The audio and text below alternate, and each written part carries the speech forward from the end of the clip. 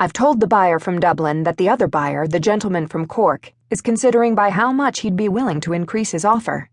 John Rohan explained in a hurry as he burst through the door into the little room where my husband Leif and I sat waiting. However, the other buyer, the one from Cork, he's gone. He said he'd reached his limit and excused himself from the bidding. He's left the building. Our buyer from Dublin doesn't know this, but it won't be long before he figures it out. This is your chance. If you're selling today, now. I believe I can push the Dublin bidder up another €50,000, but that's all I'm going to get out of him. With that, Mr. Rohan looked squarely at Leif and then at me, gauging our reactions. I glanced over at the monitor mounted on the wall to our right. The room where we'd been told to wait while John Rohan presided over the auction for our home in Waterford, Ireland, had no windows. The monitor on the wall was our only glimpse of the activity going on around us. It showed the auction room itself, where we'd watched, starting an hour earlier, as Mr. Rohan had opened bidding for our Laharden house, before a crowd of about 36 people. John had prepared us by explaining that most in the room would be bystanders, there just to see what the house might sell for. In the end, we had 5 serious bidders. 3 pulled out quickly, leaving the gentleman from Cork and the gentleman from Dublin, who'd been going back and forth, first in the main auction room and then, eventually, from 2 separate private rooms where John Rohan had escorted each in turn for more than 30 minutes.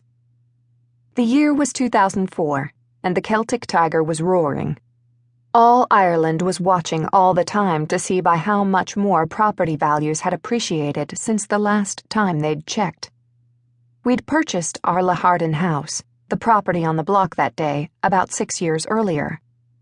John Rohan's projected selling price, more than $900,000 at the euro-dollar exchange rate of the day, had us tripling our investment. Why were we hesitating to accept it? Because overseas property investing isn't only about the money. I've hosted conferences on living, retiring, and investing in real estate overseas for more than 25 years. Lately, I've taken to asking the crowd at each of these events a series of questions. First, how many of you are thinking about buying property overseas for investment?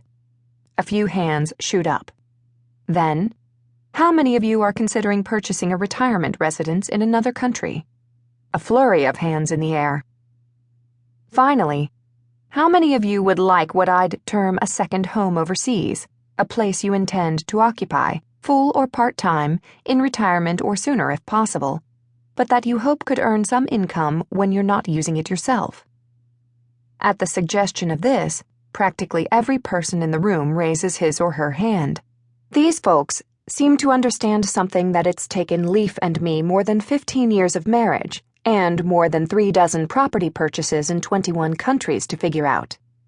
Buying real estate overseas makes so much more sense when you do it as part of a big-picture plan. I didn't set out to become an overseas property investor. It happened by accident and organically. When my husband of but 3 months, my 8-year-old daughter, and I arrived in Waterford, Ireland 15 years ago, we needed a place to live. I like old houses the way some women like new shoes, and was drawn to the idea of owning an Irish Georgian-style house in the country, a place surrounded by rolling green fields dotted with roaming sheep and spotted cows, and bordered by low stone walls and tidy hedgerows. My new husband didn't object, and after a search that extended nearly a year, we purchased Laharden House, a 200-year-old stone house on 6 acres that became our first home as a new family.